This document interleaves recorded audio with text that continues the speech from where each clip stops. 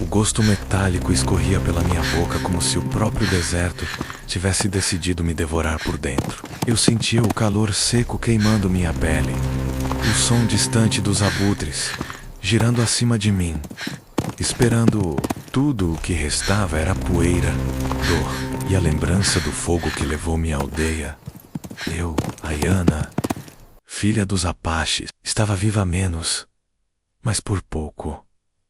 Meu corpo tremia, não de frio, mas de ódio. O vento trazia o cheiro de fumaça e pólvora, o mesmo que eu sentira quando o coronel Maddox e seus homens invadiram nossa terra. Eles mataram mulheres, crianças, roubaram pouco que tínhamos e chamaram aquilo de justiça. Jurei ali, entre as cinzas e os gritos, que não morreria antes de ver o sangue dele misturado ao meu. Deitada entre as pedras, tentei levantar. A ferida no meu ombro latejava menos uma bala que quase me atravessara. As nuvens pareciam sombras de lobos famintos. O mundo girava e eu mal conseguia distinguir sonho de realidade. Foi então que o ouvi. Um som diferente do vento. O trotar pesado de um cavalo. Meu instinto gritou foge, mas minhas pernas já não me obedeciam. A silhueta surgiu contra o sol poente. Um homem montado, chapéu abaixado, casaco empoeirado. O tipo de homem branco que eu aprendi a odiar. Ele parou a alguns metros, olhou para mim como quem encara um animal ferido. A mão dele foi até o coldre, mas não puxou a arma. Tá viva? Perguntou com voz grave, quase rouca. A palavra soou estranha, como se não fosse feita para mim. Eu cuspi sangue no chão e tentei erguer a faca curta, que ainda segurava. Ele desceu do cavalo com calma, sem medo, como se já tivesse visto a morte muitas vezes antes. Não quero te machucar, garota menos disse, e se ajoelhou perto. Deixa eu ver essa ferida, não encoste em mim, rosnei. Ele me olhou com aqueles olhos frios, de quem carrega fantasmas, e por um momento, vi algo que não esperava. Cansaço. Não o cansaço de um inimigo, mas o de um homem que também perdeu tudo. Quando desmaiei, senti o toque áspero das mãos dele tentando estancar o sangue, antes que a escuridão me engolisse. Uma última pergunta ecoou na minha mente, amarga e confusa. Por que um homem que carrega tantas cicatrizes nas mãos se importaria em salvar uma selvagem como eu? Acordei com um cheiro de fumaça e couro velho. A luz do amanhecer entrava em frestas, desenhando faixas douradas sobre uma tenda improvisada. Meu ombro ardia, mas o sangue havia parado. Alguém havia cuidado de mim. O som distante de um cavalo pastando e o estalar de lenha denunciavam que eu não estava sozinha. O rei Emivalta. Meu punhal estava longe, encostado em uma sela. O homem do chapéu estava sentado diante da fogueira, afiando a lâmina de uma faca. O som seco do metal raspando na pedra me fez estremecer. Acordou menos, murmurou, sem olhar para mim. A voz era baixa, rouca, quase indiferente. Tentei me levantar, mas a dor me derrubou de volta sobre o cobertor. Se quiser morrer, pode tentar de novo, disse ele, ainda sem erguer os olhos. A bala saiu, mas perdeu sangue demais. Por que não me deixou morrer? Cuspi. Amarga. Ele parou o movimento, limpou a lâmina na calça e finalmente me encarou. Havia algo nos olhos dele. Não opinião, mas uma espécie de solidão que me cortou mais do que a ferida, porque não deixo gente morrer à toa. Menos respondeu. Já vi demais disso. Silêncio. Apenas o estalar do fogo e o vento do deserto passando por entre as pedras. Ele se levantou, caminhou até o cavalo e pegou uma cantina. Eu hesitei. Não tem veneno, moça. Deu um meio sorriso torto. Ainda que se tivesse, economizaria sofrimento. Peguei a cantina e bebi. A água desceu áspera, mas fria. Como se chama? Perguntou ele. Ayana. Bonito nome. E você? Elias Kane. O nome soou pesado, como o som de um trovão distante.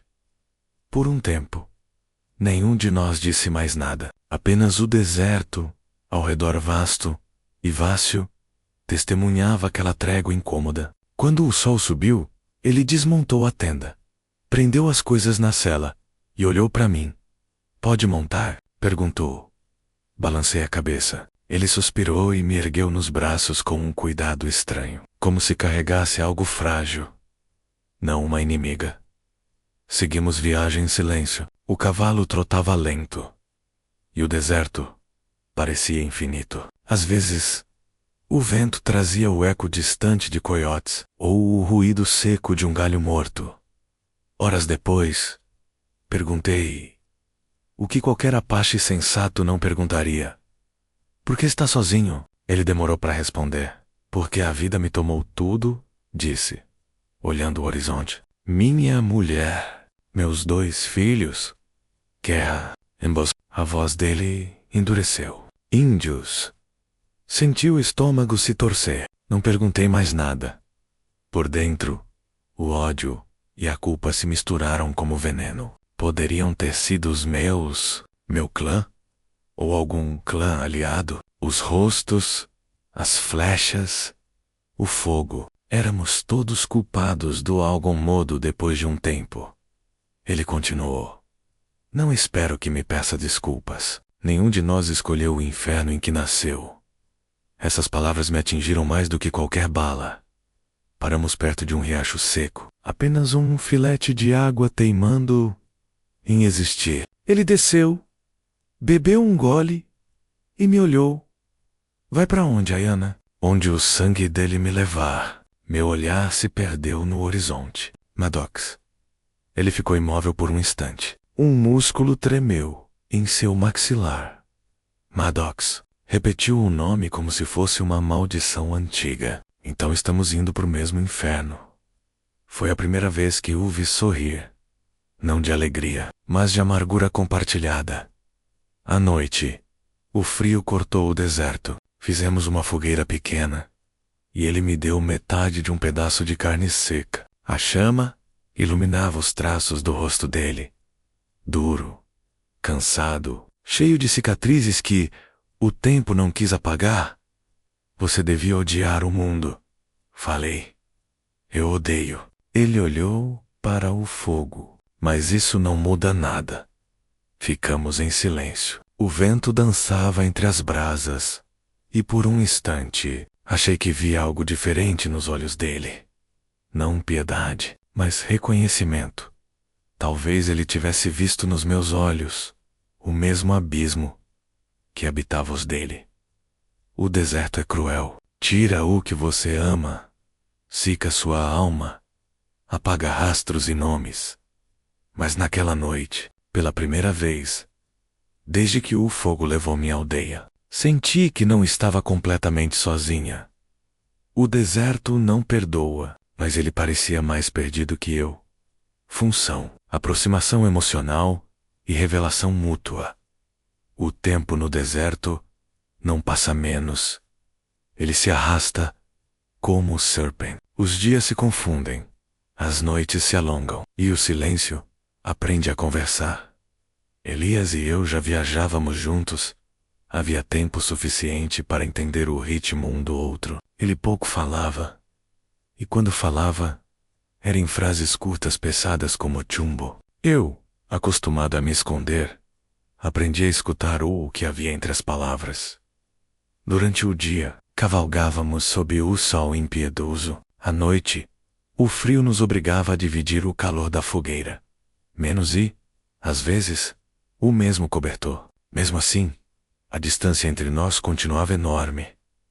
Certa manhã, ele me entregou uma arma, um revólver antigo, com o cabo gasto e o tambor enferrujado. "Sabe atirar?" perguntou. "Sem matar." Ele arqueou uma sobrancelha. "Não é a mesma coisa."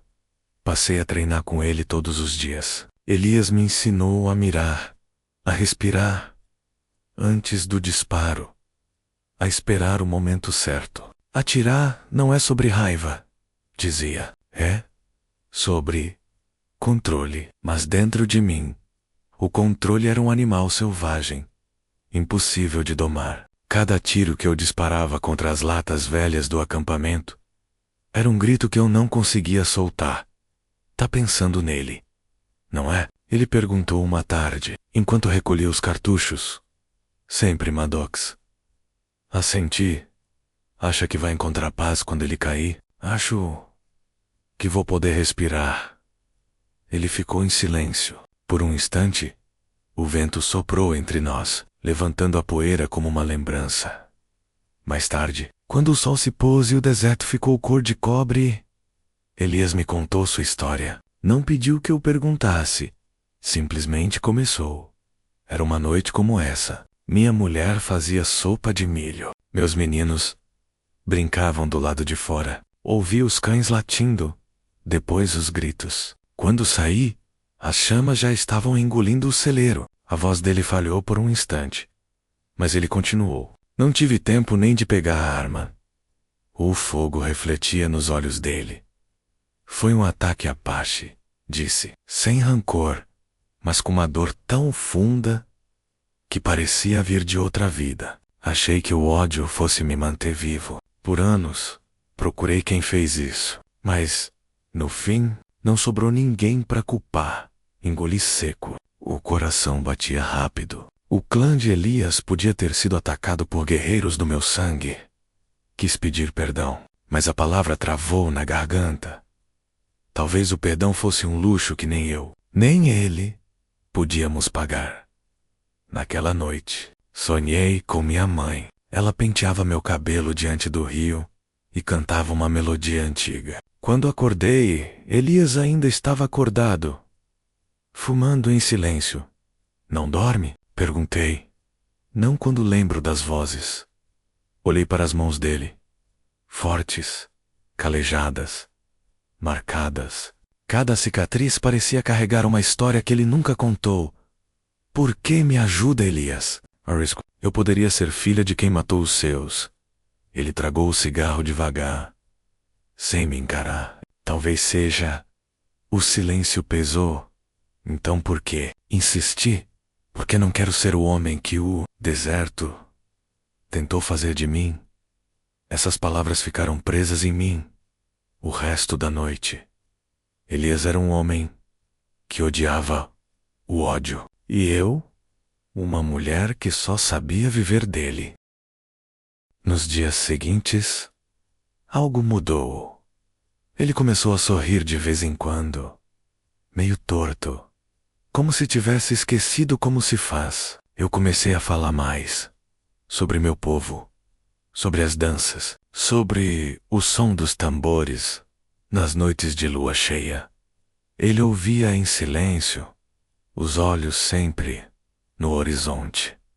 Até que, numa tarde, acampados ao pé das colinas de pedra, descobrimos algo que selou nosso destino. Enquanto limpava o rifle, Elias encontrou dentro da bolsa um mapa menos velho, rasgado, com o selo do exército. No canto inferior, uma assinatura Coronel Nathan Maddox. Elias empalideceu. Esse homem, Asiru, foi o mesmo que comandou a operação contra meu rancho. Senti o sangue gelar. E o mesmo que queimou minha aldeia. Por um momento, o vento parou. Só o crepitar do fogo entre nós. Não éramos mais inimigos. Éramos duas almas quebradas caminhando na mesma direção, menos atrás do mesmo homem, do mesmo inferno. A vingança é uma faca de dois gumes, e eu já estava sangrando dos dois lados. O sol nascia como uma lâmina afiada, cortando o horizonte. O deserto parecia prender a respiração. O silêncio antes da tempestade. Elias e eu havíamos seguido as pegadas de Maddox por dias. Homens dele foram vistos nas colinas do norte, guardando o que restava de um antigo forte militar. Era ali que o coronel se escondia, cercado por ouro roubado e pecados antigos. Naquela manhã, enquanto ele selava o cavalo, perguntei: e se não voltarmos? Elias prendeu o coldre na cintura e me olhou com um meio sorriso. Então pelo menos saberemos que tentamos. Peguei meu arco, o mesmo que meu pai havia feito antes de morrer. Cada fibra dele parecia vibrar com o peso do passado. Seguimos até o topo de uma duna. De lá, vimos o acampamento. Barracas alinhadas, guardas armados, bandeiras rasgadas tremulando ao vento. O símbolo da águia menos o mesmo queimada nas ruínas da minha aldeia. Meu sangue ferveu. Está pronto? Perguntei. Nunca estive. Ele respirou fundo, mas já esperei demais. Descemos. O vento trouxe o cheiro de pólvora e ferrugem. Primeiro guarda caiu sem saber de onde veio a flecha. O segundo nem teve tempo de gritar antes que a lâmina de Elias o silenciasse. Movíamo-nos como sombras, rápidos, precisos, impiedosos. Mas o inferno não se deixa invadir em silêncio. Logo o som dos tiros explodiu no ar, romas gritando, cavalos em disparada, o fogo se espalhando pelas barracas. O céu ficou vermelho. O chão tremia. Eu disparei flecha após flecha, até sentir os dedos queimarem. Elias lutava ao meu lado, a expressão fria, o olhar fixo como o de quem não teme mais morrer. Entre a fumaça, ouvi uma voz conhecida. Elias quem? O grito veio do centro do acampamento. Achei que já estivesse enterrado com o resto do seu rancho. Era El, Coronel Nathan Maddox, o homem que destruiu tudo que eu amei. A raiva me cegou. Corri por entre o fogo e os corpos, desviando dos tiros, até vê-lo de frente. O uniforme dele ainda brilhava com medalhas roubadas de sangue. Os olhos, frios, calculistas, não me reconheceram menos, até que eu ergui o arco. Apache rosnou. Devia ter morrido junto dos seus. Pois é, soltei a flecha. Não morri. Ela o atingiu no ombro. Ele caiu, cambaleante. Antes que eu pudesse disparar de novo, um metairo ecoou. A dor me atravessou a perna. Caí no chão. Elias apareceu, disparando o revólver, até que a arma fez apenas cliques vazios. Correu até mim. Me puxou para trás de uma carroça. Aguente, Ayana! Gritou. Não me diga para aguentar. Resmunguei entre dentes. El Ermil, ele é nosso. Quando o fogo começou a consumir tudo ao redor, Maddox tentou fugir, mancando em direção ao estábulo. Elias o alcançou primeiro. Ouvi a briga menos o som de socos, de dor, de fúria antiga. Arrastei-me até lá apoiando-me na perna ferida. Quando cheguei, Elias já estava com o revólver apontado para o peito do coronel. Maddox ria, cuspindo sangue. Vocês são iguais, disse. Dois fantasmas presos ao mesmo ódio. Talvez menos, respondeu Elias. Firme, mas fantasmas também sabem o que é justiça. Ele puxou o gatilho, mas nada aconteceu. O tambor estava vazio. Antes que Maddox reagisse, eu avancei. Segurei a faca que Elias carregava na cintura e a encostei no pescoço do coronel.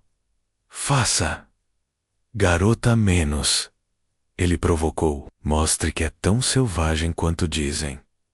A mão tremia. Cada lembrança queimava dentro de mim. Minha mãe, meu povo, o fogo, os gritos. Era o momento que esperei toda a minha vida. Mas Elias me segurou pelo ombro. Ayana, sussurrou, não o deixe te transformar nele. Olhei nos olhos de Maddox. Vai apenas medo.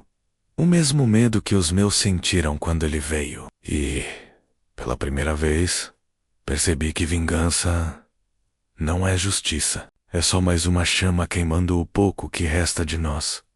Afastei a faca. Maddox caiu de joelhos, rindo, tossindo sangue. Elias olhou para mim com algo que parecia orgulho. E dor? O coronel tentou sacar a arma, mas Elias foi mais rápido. Um único tiro. Silêncio. O corpo caiu sobre a areia. O fogo devorou o resto.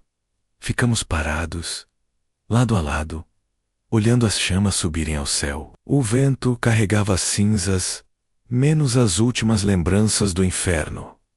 Quando a fumaça se ergueu, percebi que nada restava menos nem inimigos, nem heróis. O fogo demorou a morrer. As chamas dançavam entre as ruínas do acampamento, como espíritos inquietos, teimosos em partir. O cheiro de fumaça grudou em nossa pele, no cabelo, na alma.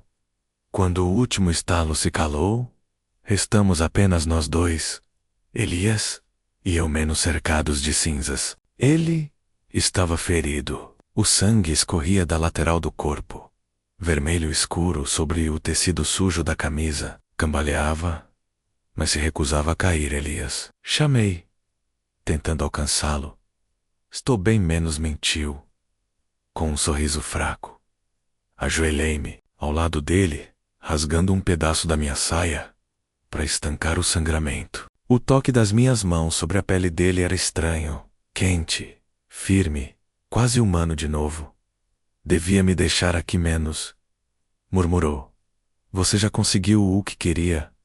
Não diga isso, sussurrei. Eu não vim até o inferno para sair sozinha. Ele tentou rir, mas tossiu sangue.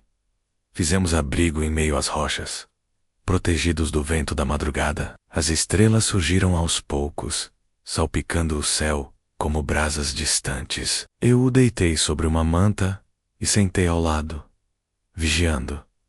Durante horas, ele ficou entre a vida e o esquecimento. Murmurava nomes, talvez de seus filhos, talvez fantasmas. Eu apenas segurava sua mão, repetindo baixinho uma prece antiga do meu povo, uma canção que minha mãe cantava para os feridos após as batalhas. Quando o sol começou a nascer, ele abriu os olhos. Ayana, murmurou. Você canta bonito. É uma oração para afastar os espíritos. Funcionou. Ainda estou aqui.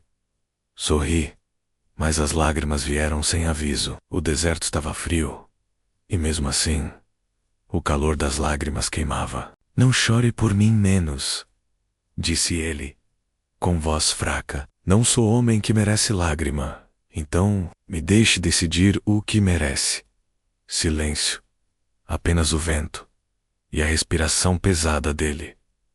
Elias virou o rosto em minha direção, e por um instante, o tempo pareceu parar. Havia algo no olhar dele que eu não sabia nomear. Talvez gratidão, talvez amor, talvez só o alívio de não morrer sozinho. Quando te encontrei, ele disse, devagar. Pensei que estava salvando uma selvagem, mas era você quem ia me salvar. Eu não salvei ninguém. Salvou Ayana. Fechou os olhos. Salvou o que restava de mim. Aquelas palavras me atravessaram mais fundo que qualquer faca. Eu quis responder, mas a voz não saiu. Apenas o segurei mais forte. O sol subia, e as sombras diminuíam. Aos poucos, o calor voltou a preencher o ar. E com ele, o silêncio do depois, menos aquele vazio que vem quando o ódio acaba, e você percebe que não sabe quem é sem ele. Passei os dias seguintes cuidando dele. Limpei as feridas. Procurei ervas entre as pedras. Dividi a pouca comida que restava. Elias melhorava devagar. Eu começava a acreditar que talvez sobrevivêssemos. Mas o deserto não dá nada sem cobrar o preço. Na terceira noite, ele acordou com febre alta. Tremia. Delirava. Segurei sua cabeça no colo. Tentei fazê-lo beber água, mas ele mal conseguia engolir. Não, sussurrou. Já chega. Não fala assim, gritei, sentindo a voz quebrar. Você vai viver. Ele sorriu, cansado. Já vivi demais. O vento soprou, levantando a poeira ao redor. Elias respirou fundo, os olhos fixos nas estrelas. Ayana, o quê? Você me ensinou que há vida mesmo no deserto do ódio. E antes que eu pudesse responder, o corpo dele ficou leve. A mão dele escorregou da minha. O som do vento foi o único que restou. Fiquei ali, imóvel, com o coração rasgado entre raiva e tristeza. Por tanto tempo vive para matar. Agora, pela primeira vez, Chorava por alguém que escolheu me salvar. Quando o sol nasceu, enterrei Elias sob uma árvore solitária, menos a única em milhas de deserto. Coloquei sobre o túmulo o chapéu dele. Ao redor, pedras em forma de círculo, como meu povo fazia para honrar os que partem com coragem. Depois, sentei ao lado e esperei o vento soprar. Naquele dia, percebi que a vingança não me libertara. Foi o amor menos breve, improvável, que me devolveu o coração, ou o tempo passou. Ou talvez tenha apenas mudado de forma. No desertou us. Dias se repetem até parecerem eternos, e a dor aprende a caminhar ao seu lado, sem fazer barulho. Enterrei Elias há meses, talvez anos. Aqui, o tempo não tem rosto. Só poeira. Ainda volto ao mesmo lugar todas as manhãs, quando o sol nasce vermelho sobre as pedras. As sombras dançam sobre o túmulo, e o vento canta baixinho, como se carregasse o nome dele. O chapéu continua lá, agora gasto pelo sol. Às vezes o ajeito, para que o vento não leve. Outras vezes, deixo que ele voe e imagino que Elias está viajando outra vez, cavalgando entre nuvens de fogo, sorrindo daquele jeito torto e cansado. Eu fiquei, não por escolha, mas porque ainda não aprendi a partir. O deserto me ensinou a sobreviver, mas foi ele, o homem que um dia chamei de inimigo, quem me ensinou a viver. Durante muito tempo, pensei que a vingança fosse o único caminho, que a dor me faria forte. Mas a força que encontrei ao lado de Elias era diferente. Era a força de quem segura a mão de outro ser humano e entende, pela primeira vez, que todos nós somos feitos da mesma poeira.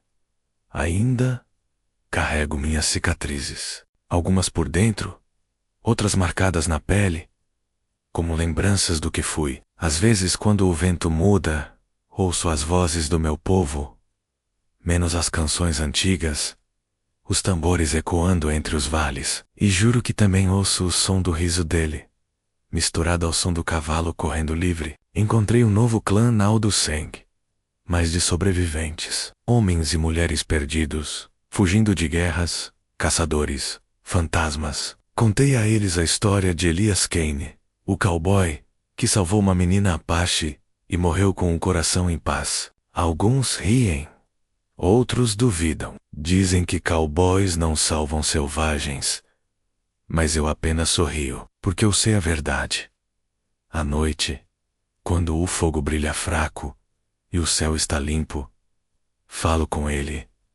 Elias, o deserto ainda é cruel.